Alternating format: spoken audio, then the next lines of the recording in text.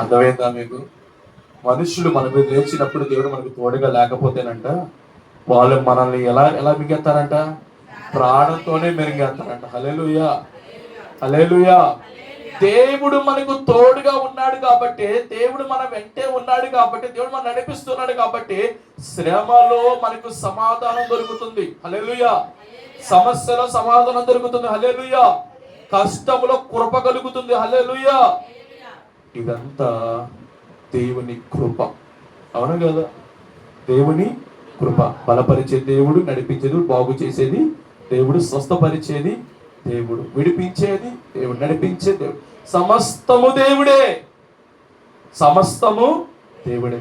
కాబట్టి అటువంటి దేవుడికి నువ్వేం ప్రార్థన చేయాలంటే ఒకటే ప్రార్థన, అయ్యా నా గర్భవాసన నుంచి చెప్పాలంటే ఏంటంట, తన గర్భం నుంచి బయటకు తీసిన వాడివి నీవే, తల్లి దగ్గర స్నానము చేయొచ్చు నాకు నమ్మకం పుట్టించిన వాడివి నీవే, గర్భవాసి మొదలు నాకు ఆధారము నీవే, నా తల్లి నన్ను కన్నది కానీ నాకు నమ్మకం పుట్టించిన దేవుడవు నీవే. హల్లెలూయా, హల్లెలూయా.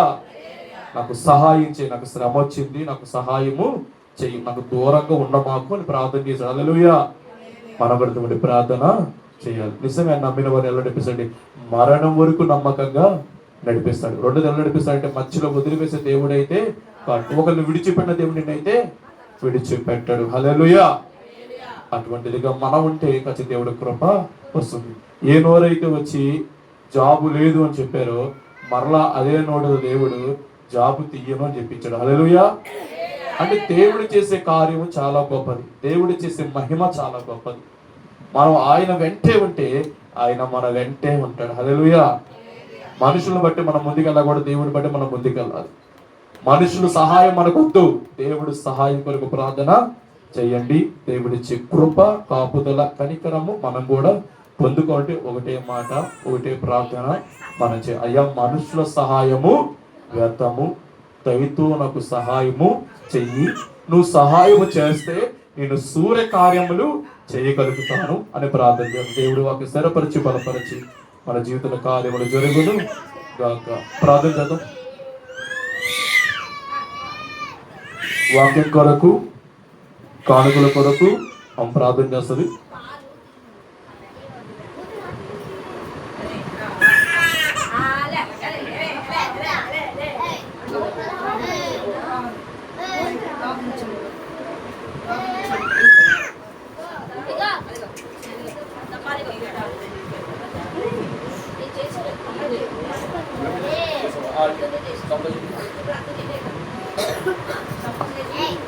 బాబు రాత్రి అవలా అయినా ఒకడే త్వరగా ఒకడే.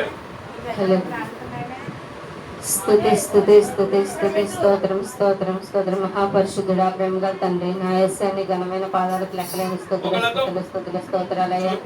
అయా గడిచిన దినంలన్నీ నేను నీ కృపలో కాపుదల్లో భద్రపరిచి కాచి కాపాడు తండ్రి. నాయన ఈ ఉదయకాల పునరుత్థాన ఆదివారం రోజు నేను మిమ్మల్ని స్తుతించుకోవడానికి నేను ఇచ్చిన కృపను బట్టి వందనాలు స్తుతులు చెల్లిస్తున్నాను తండ్రి. అయా నాయనా ఈ మందిరంలోనైనా మేమందరం కూడా మిమ్మల్ని స్తుతిస్తుండగా మీరు మాతో ఉన్నందుకు వందనాలు స్తుతులు చెల్లిస్తున్నామయ్యా.